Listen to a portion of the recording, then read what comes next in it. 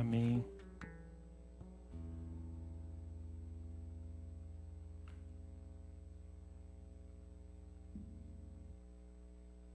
Bom dia, amados. Um prazer estar com vocês novamente nessa manhã. Estou vendo algumas carinhas aqui, o João e a família. Satisfação estar com você aqui, João. A toda a igreja. Nós vamos dividir um pouco, compartilhar um pouco da palavra do Senhor. Tirar a máscara aqui, né? Vamos compartilhar um pouco da palavra de Deus e eu tenho certeza que nós vamos sair daqui edificados, né? Eu sempre gosto de reforçar que quando o pregador traz a palavra, ele também é alvo dessa palavra, né? Ninguém que está aqui na frente pregando não prega dele para o outro, né? A palavra de Deus para as nossas vidas. A única diferença é que a gente vem sendo trabalhado enquanto a gente está preparando, né? Então Deus já vem falando aos nossos corações de uma forma mais cadenciada, né? E aqui a gente chega e descarrega em vocês aí, Deus trabalha no coração de cada um segundo a necessidade. Vamos ficar de pé. Quero convidar você a ler conosco Mateus 6, dos versículos 25 ao 34. Eu vou ler na NVI, que é a tradução que está aí no telão, para não ficar diferente, depois eu vou abordar em outra versão aqui. Portanto, eu lhes digo, não se preocupem com suas próprias vidas, quanto ao que comer ou beber, nem com seus próprios corpos, quanto ao que vestir. Não é a vida mais importante do que a comida e o corpo mais importante do que a roupa? Observem as aves dos céus. Não semeiam, nem colhem, nem armazenam em celeiros. Contudo, o Pai Celestial as alimenta. Não têm vocês muito mais valor do que elas? Quem de vocês, por mais que se preocupe, pode acrescentar uma hora que seja a sua vida? Por que vocês se preocupam com roupas? Vejam como crescem os lírios do campo. Eles não trabalham nem tecem. Contudo, eu lhes digo que nem Salomão, em todo o seu esplendor, vestiu-se como um deles. Se Deus veste assim a erva do campo, que hoje existe e amanhã é lançada no fogo, não vestirá muito mais a vocês, homens de pequena fé. Portanto, não se preocupem dizendo o que vamos comer, ou o que vamos beber, ou o que vamos vestir, pois os pagãos é que correm atrás dessas coisas. Mas o Pai Celestial sabe que vocês precisam delas. Busquem, pois, em primeiro lugar o reino de Deus e a sua justiça, e todas essas coisas lhes serão acrescentadas. Portanto, não se preocupem com o amanhã, pois o amanhã se preocupará consigo mesmo. Basta cada dia o seu próprio mal. Vamos orar? Senhor, estamos aqui reunidos no Teu nome para ouvir a Tua palavra, depois de termos tido esse período de contemplação, de adoração ao Teu nome. Que o Senhor encontre no coração de cada um que está aqui, ó Pai, e também no meu coração, a necessidade específica sobre aquilo que o Senhor tem para trazer para nós nessa manhã. Fique à vontade em nosso meio, no nome de Jesus. Amém. Podem assentar. O Sermão do Monte, né, que é esse trecho da Bíblia, que está aí em Mateus, a partir do capítulo 5, né, começa lá nas bem-aventuranças, né, vai até o capítulo 7. Talvez uma dos resumos mais que compreende assim faz um overview assim mais importante para a vida do cristão. Então, assim, eu fico pensando às vezes, se eu fosse distribuir a Bíblia para alguém e fosse distribuir em páginas, eu ia querer receber essas páginas que tem o Sermão do Monte, porque Jesus aborda sobre o amor, tem a oração do Pai Nosso, tem as bem-aventuranças, tem todo o comportamento ali do cristão, ele está reunido nesse complexo que é o Sermão do Monte. E hoje nós estamos tratando especificamente de um trechinho do Sermão do Monte, onde Jesus fala sobre a preocupação. Na NVI está falando aqui sobre a preocupação, e nas versões mais clássicas, né, de quem é mais velho de Bíblia, aí, fala sobre a ansiedade, né, sobre a ansiosa solicitude pela vida. Nós estamos aqui no domingo de manhã, eu fico imaginando que foi talvez, né, numa situação como essa que Jesus ministrou o Sermão do Monte ali para os discípulos e para todas as pessoas que estavam ali diante dele. O monte, hoje conhecido como Monte das Bem-aventuranças, ali às margens do Mar da Galileia, Jesus se retirou, né? Eu imagino aquela relva, assim, aquele vale, e Jesus falando sobre todas essas coisas, sobre os bem-aventurados, sobre a oração do Pai Nosso. E aí quando ele fala sobre a ansiedade, e ele cita alguns exemplos, como os pássaros, né? Olhai os pássaros, olhai os lírios dos vales, né? Eu imagino que ele devia ter exemplos ali mesmo, perto dele, né? Então, quando ele virava para os discípulos, falava assim: olha aí, está vendo as aves? Né? Elas não semeiam, nem colhem, nem ajuntam em celeiros. E talvez tivesse ali, às margens daquele lago ali, muitas aves voando e saciadas, satisfeitas. Assim como ele fala também dos lírios, talvez tivessem lírios ali, balançando, né, naquele vento. E os discípulos olhando aquilo e Jesus falando sobre a preocupação.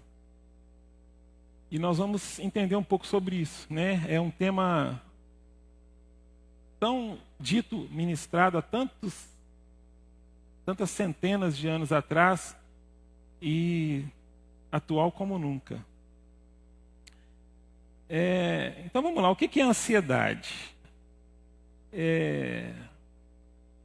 Do ponto de vista biológico, né, a ansiedade ela é uma coisa forjada para a nossa segurança, é uma coisa positiva. Você tem que se preparar para uma situação de crise. Então, os seus neurônios, eles disparam comandos para o seu corpo para se preparar para uma situação desafiadora, né? E aí, você fica alerta, né? A temperatura do seu corpo sobe, o estresse, né? Que o estresse não é necessariamente uma coisa negativa, né, gente? O estresse, não fosse o estresse, se a gente não tivesse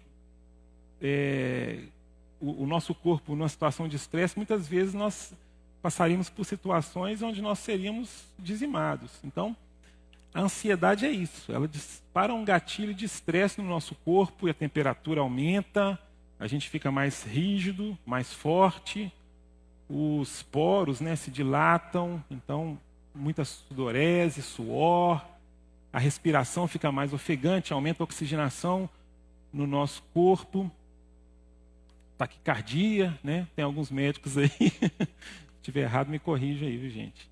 O coração acelera, e aí a gente está preparado para a posição de ataque, né? Para suportar uma situação de estresse. Essa é a ansiedade.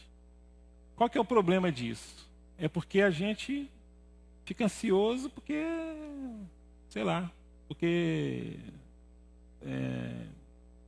seu cachorrinho está vomitando, né? Porque você tem que ir ao supermercado, e ele vai fechar meio-dia e o culto vai acabar 11h15, né? E aí o que aconteceu com a humanidade? A gente começou a passar por situações de estresse contínuas, um estresse atrás do outro. E aí o que isso virou? Virou uma doença. Hoje na classificação internacional de doenças ali existe um códigozinho específico para ansiedade, até mais de um, né? Para ansiedade. Então, quantas pessoas são diagnosticadas com ansiedade generalizada? E aí vem os ansiolíticos, né, que são os remédios que vão combater todos esses efeitos. Eu duvido que alguém tenha tido alguma situação de ansiedade, assim, sudorese, taquicardia, ofegante, né? Acho que isso não é muito comum não, né, gente? E aí, isso em situações extremas, a pessoa tem que tomar antidepressivos, aqueles remédios que causam dependência, tarja preta. Eu não estou dizendo que isso não deve ser tratado, até porque realmente é um gatilho que está sendo disparado de uma forma desnecessária. Então aí tem que entrar a medicina para poder te ajudar a superar essas situações de estresse. Mas Jesus está falando ali sobre isso mesmo, sobre essa preocupação, né? Na NVI não usa a palavra ansiedade, né? Está falando sobre preocupação, que é a mesma coisa, né? A gente está se ocupando com antecedência sobre o dia de amanhã. Então, eu estou preocupando com aquilo que vai acontecer. E aí, lá no finalzinho, no versículo 34, o que Jesus diz? É muito lindo, né? Portanto, não se preocupem com o amanhã. Ou seja, não se ocupe com antecedência sobre o dia de amanhã, pois o amanhã se preocupará consigo mesmo. Basta cada dia o seu próprio mal. Na versão Almeida, revista e atualizada, diz: portanto, não vos inquieteis com o dia de amanhã, pois o amanhã trará os seus próprios cuidados. Basta ao dia o seu próprio mal. Não tem aquele ditado que diz que a gente tem que matar um leão por dia? Pois é, então vamos matar o leão de hoje e deixa para a gente matar o leão de amanhã, né? E muitas vezes a gente quer resolver os problemas de hoje já pensando no dia de amanhã. Outro detalhe também que Jesus fala sobre isso, ele não está falando sobre preocupação com o exemplo que eu disse aqui do cachorrinho que está passando mal. Ele está falando sobre 3 coisas específicas que ele trata no sermão. O que é, gente? Lá no versículo 25, ele diz assim: portanto, eu lhes digo, não se preocupem com suas próprias vidas quanto ao que? Comer, beber, e nem com seus próprios corpos quanto ao vestir. Então, muitas vezes a gente usa, né, essa passagem, principalmente aquele versículo lá no finalzinho que diz sobre o versículo 33, que diz: busquem, pois, em primeiro lugar o reino de Deus e a sua justiça, e todas essas coisas vos serão acrescentadas. Não, vou buscar Deus, que Deus vai me dar um carro novo, vou buscar Deus, porque Deus vai me dar uma casa nova, ou vai me dar uma chácara, que eu sempre sonhei. Bom, pode até ser, né, que em alguma situação Deus tenha esse mimo para com a sua vida, né? Pode ser o Salmo 37, versículo 4, agrada-te do Senhor, e Ele satisfará o desejo do teu coração, ou tantas outras passagens onde nós temos as promessas de Deus para a nossa vida. Mas especificamente sobre isso que Jesus está falando, não é sobre isso. Não é? Busquem em primeiro lugar o reino de Deus e todas as outras coisas vos serão acrescentadas. Jesus está falando para a gente buscar o reino de Deus, e o que diz lá no 33? E todas essas coisas. Essa palavra é uma palavrinha importante que está falando. Então, lá no versículo 25, ele fala assim: olha, não vos preocupeis com o que é a vez de comer, com o que é a vez de vestir, ou com o que é a vez de beber. Né? Comer, beber, ou com relação aos vossos corpos, quanto ao que é a vez de vestir. E lá no 33 ele fala: busquem, pois, em primeiro lugar o reino de Deus e a sua justiça. Então, todas estas coisas vos serão acrescentadas.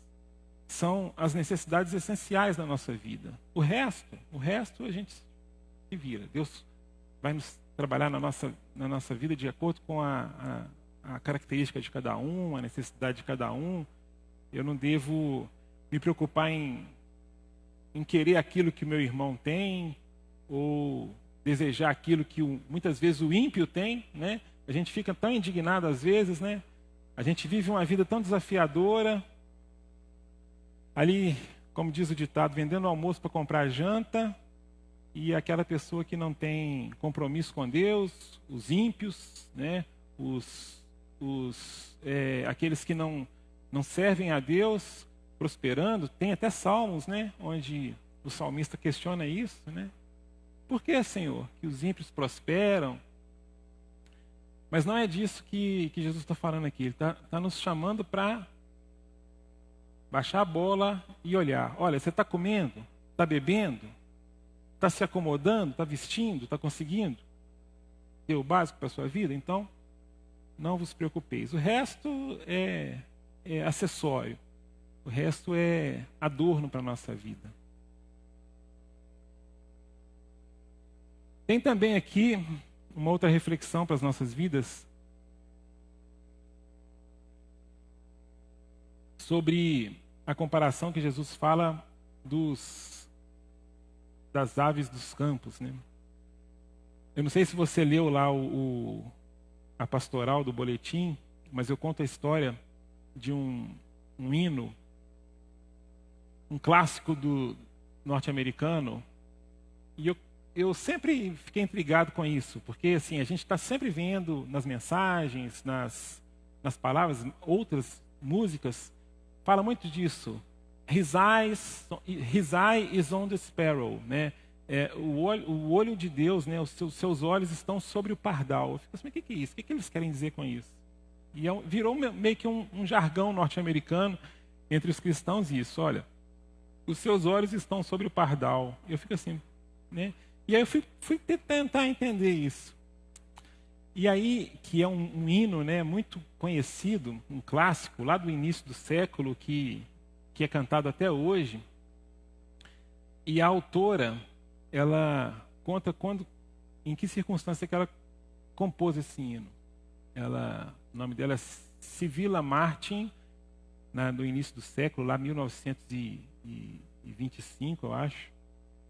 Ela foi visitar um casal de amigos no interior dos Estados Unidos e eles eram um casal muito influente, pessoas alegres, cheias de vida, que contagiavam as pessoas com seu testemunho e testemunhavam da obra de Deus de uma forma muito pujante, assim, muito firme. Só que tem um detalhe, a mulher, a esposa, né, ela vivia de cama. Ela tinha uma enfermidade que ela estava acamada há 20 anos já. Não saía da cama. E o marido dela tinha uma doença também, que ele vivia na cadeira de rodas. Então ele era paraplégico. Então pensa bem, um casal onde o marido é paraplégico, a esposa acamada há 20 anos, e eles eram fonte de inspiração para as pessoas. Eles contagiavam. E aí então essa escritora, essa compositora, perguntou para ela, né, mas de onde vem tamanha alegria, inspiração? E aí ela disse essa frase, ela falou assim, olha, os olhos do Senhor estão sobre o pardal, então eu sei que Ele está por mim, eu sei que Ele olha por mim, que Ele vela por mim. A música então diz, and I know He watches me, e eu sei que Ele olha por mim, Ele vela por mim. Quantas vezes nós esquecemos disso, né? O que é um pardal diante da importância da sua vida? O que é uma avezinha que tem para todo canto, nasce, cresce, morre o tempo inteiro, diante da vida do seu filho, da sua filha, né? E a gente fica tão ansioso com relação a isso. Se o olho dele está sobre um pardalzinho, por que ele não haveria de estar olhando para você, para a sua vida, para as suas necessidades, para as suas angústias? E aí passou a fazer todo um sentido para mim. Eu não sei se você tiver acesso a isso, depois você ouça essa canção e leia a tradução dela, que ela fala muito sobre isso, sobre nós estarmos desencorajados, desmotivados, quando nós não, na verdade, nós não deveríamos estar assim. O nosso Deus é um Deus, nós acabamos de cantar aqui, é um Deus bom. Então, se eu creio que o meu Deus é um Deus bom, por que eu haveria de achar que Ele não vai cuidar de mim? Em outra passagem, Jesus fala, né? Qual filho, qual mãe que se um filho pedir um pão, lhe daria uma pedra? Quanto mais o nosso Senhor.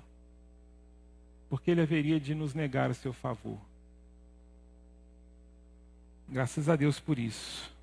Agora tem um outro detalhe também, né? A gente pensa, tudo bem então, se eu não devo me preocupar com o dia de amanhã, então eu acho que eu não tenho que preocupar também com o dia de hoje, né? o de hoje está garantido, eu não tenho que preocupar com amanhã, então eu vou sentar e descansar. Pode parecer uma bobagem, mas Paulo enfrentou isso quando ele foi lá em Tessalônica. E ele dá um recadinho para os tessalonicenses a respeito disso. Então nós temos que achar ali um senso comum. Vamos ler lá? 2 Tessalonicenses, capítulo 3, dos versículos 10 ao 12.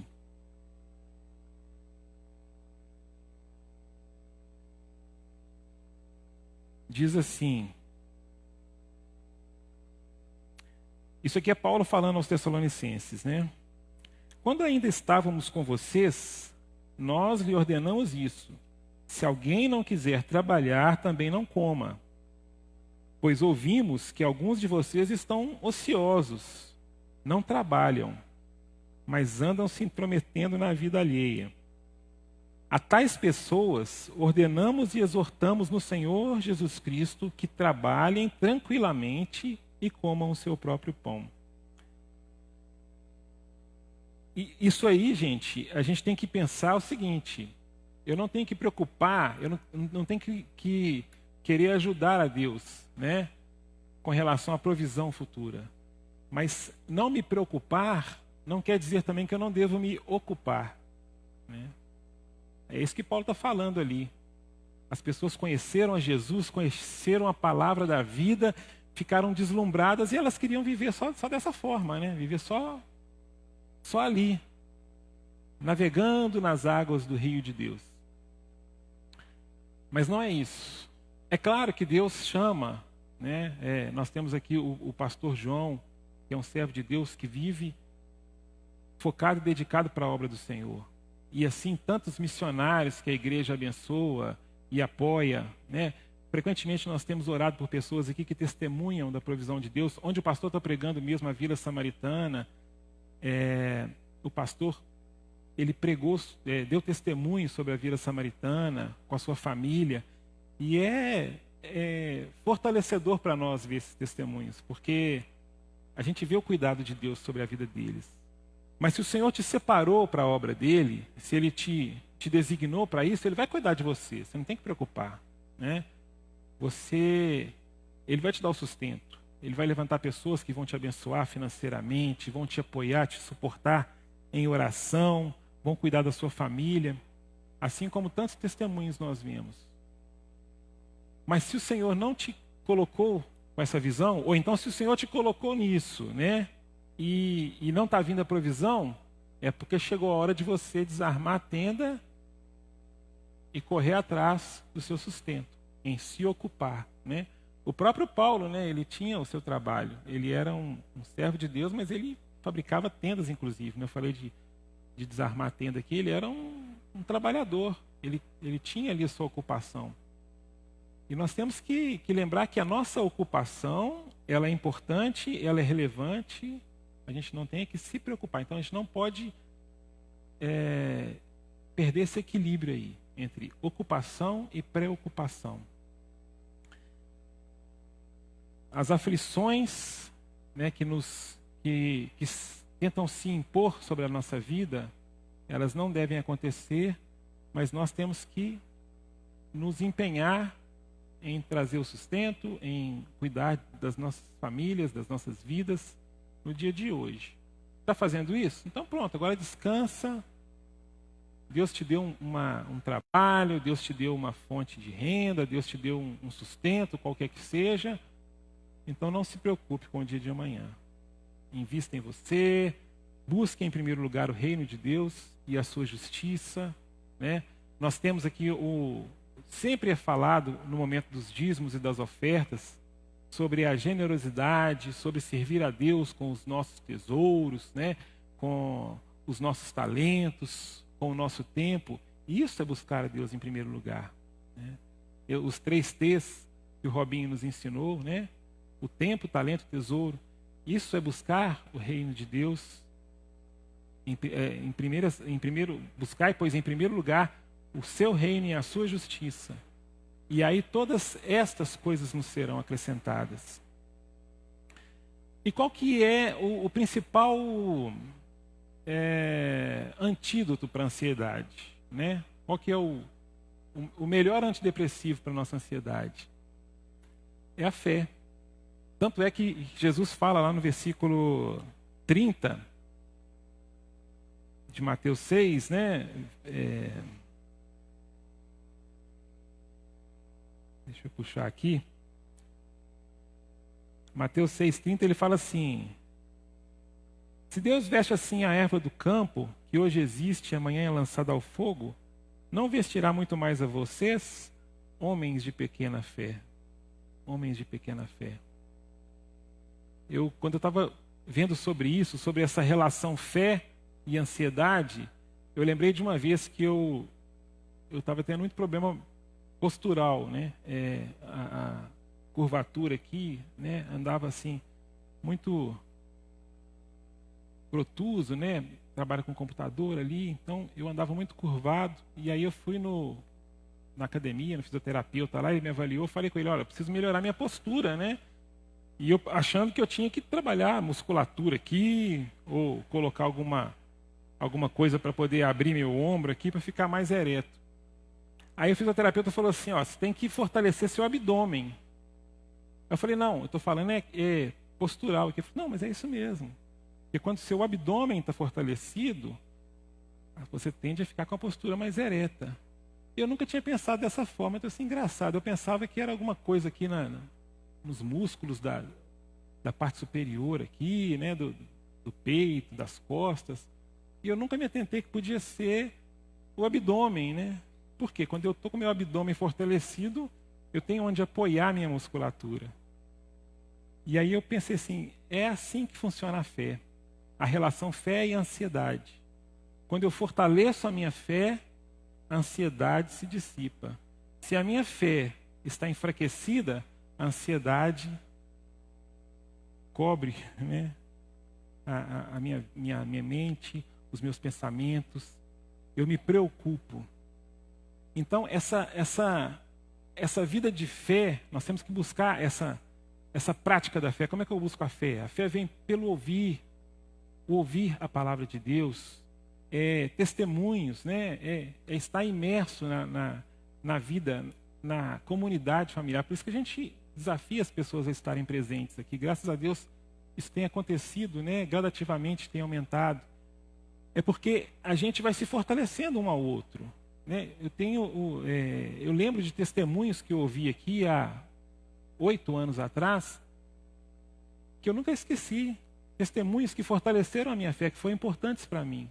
Quando você vem, né, a gente tem aqui tradicionalmente, aqui no Dia de Ação de Graças, está chegando aí, né, no final do ano, e as pessoas são desafiadas a vir dar testemunhos. E é muito legal, porque não é um pastor falando, não é um presbítero pregando, é uma pessoa que está sentadinha ali ouvindo a palavra, e ela chega aqui, muitas vezes naquele culto de dia de semana, né? Nem sempre o dia de ação de graças está no final de semana, e aí a pessoa conta um testemunho maravilhoso. Olha, a minha vida estava assim, assim assado, eu busquei a Deus, eu busquei o seu reino, a sua justiça, e aquilo fortalece a nossa fé, né? Aquilo revigora a nossa alma. É isso que nós temos que buscar. Senhor, fortalece a minha musculatura abdominal da fé, para que eu possa esquecer tudo que tem me acometido de ansiedade, tudo aquilo que tem tentado me criar sombras sobre a minha vida. Essa deve ser o nosso desafio.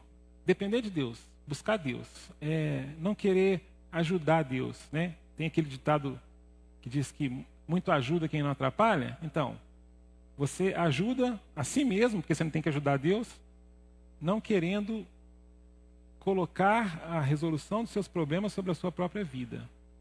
Coloca sobre ele. A oração, né, também é uma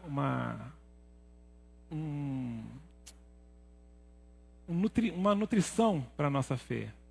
Por quê? Porque a oração, quando eu chego, fecho a porta do meu quarto, tem aquele momento ali com Deus, eu estou transferindo para Ele as minhas preocupações, a minha ansiedade, colocando diante dele tudo aquilo que eu preciso. Senhor, abençoa a minha família, abençoe a minha saúde, a saúde, né, do meu familiar que seja.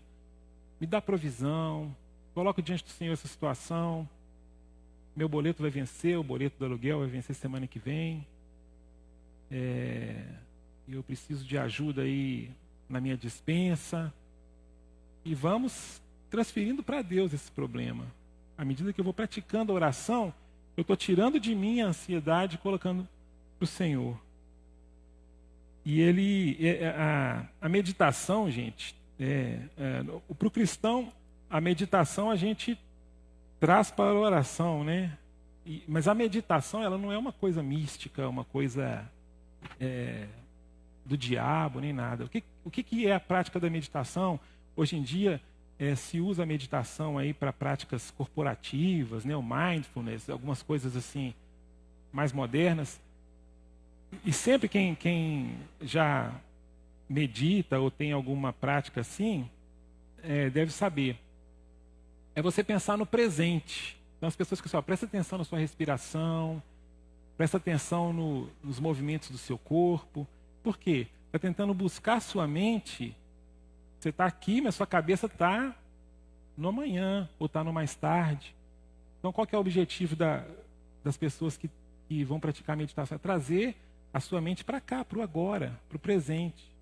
Se você que está aqui, compartilhando da palavra de Deus, cantando, estiver focado no que está acontecendo agora, você vai absorver muito mais do que se você estiver ouvindo eu falando aqui algumas palavras, mas preocupado com como é que você vai fazer o almoço, onde você vai almoçar, como é que você vai embora, o que você vai fazer à noite, amanhã, etc. Então, quando a gente traz para o presente a nossa vida, a gente está abrindo mão da ansiedade.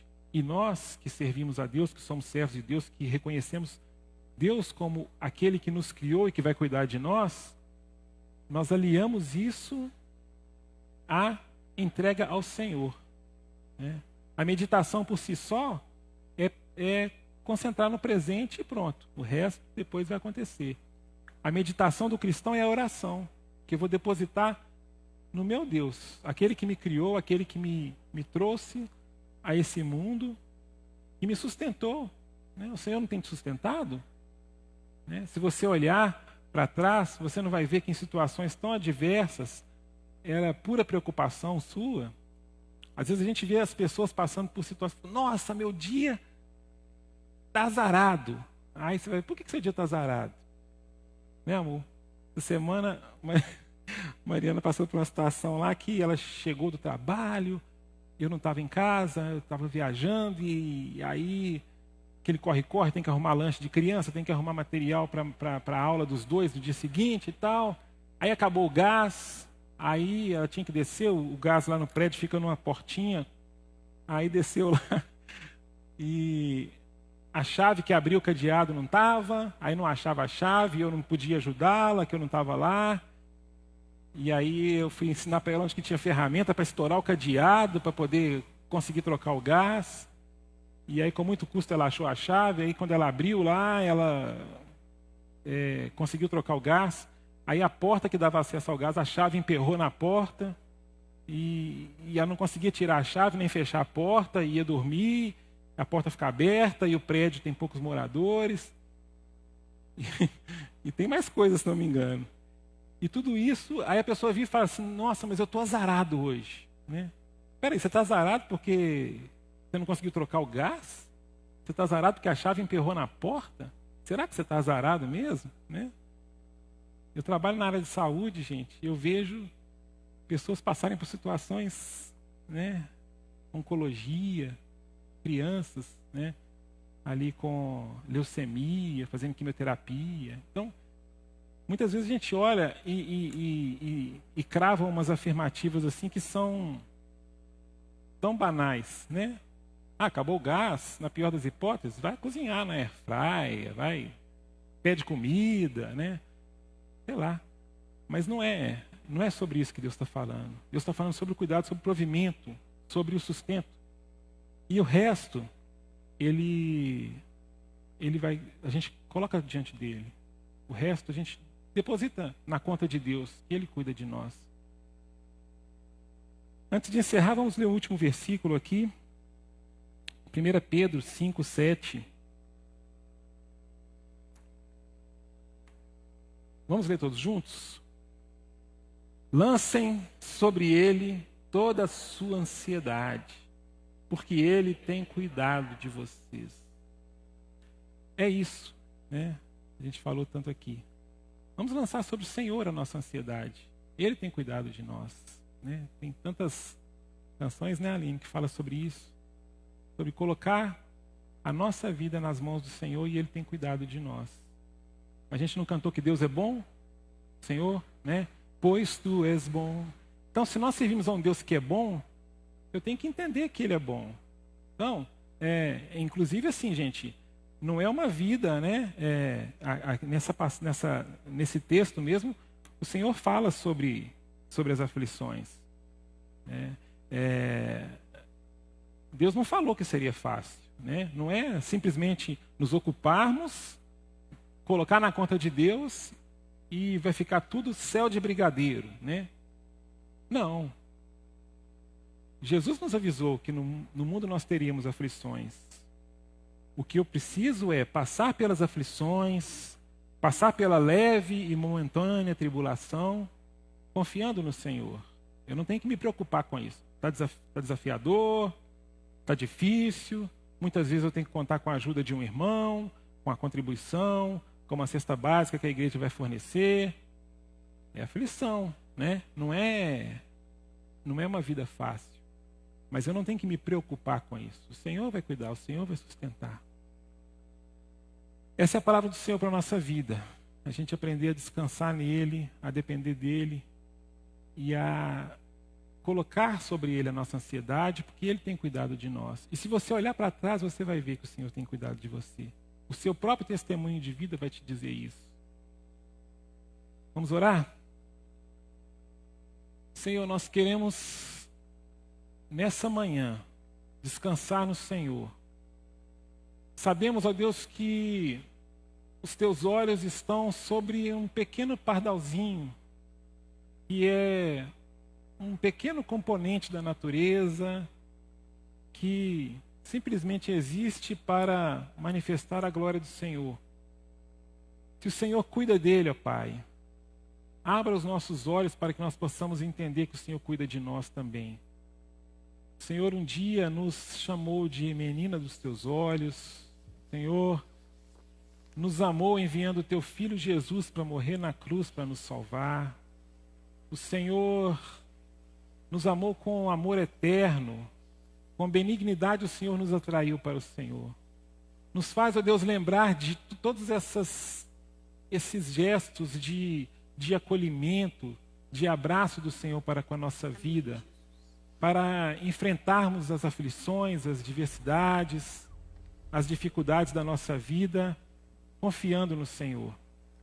Fortalece, ó Deus, a musculatura da nossa fé, fortalece a vida de cada um aqui, segundo a necessidade em que ele precisa ser trabalhado, e nos ensina, ó Deus, a orar e a colocar diante do Senhor o nosso dia de amanhã, para que o Senhor, ó Deus, ache em nós verdadeiros adoradores, assim como aquele casal ali que bendizia o teu nome e que louvava ao Senhor, mesmo passando por tribulações, que nós também sejamos essas pessoas e bendigamos ao Senhor em todo o tempo. Amém. E que o teu louvor esteja continuamente nos nossos lábios.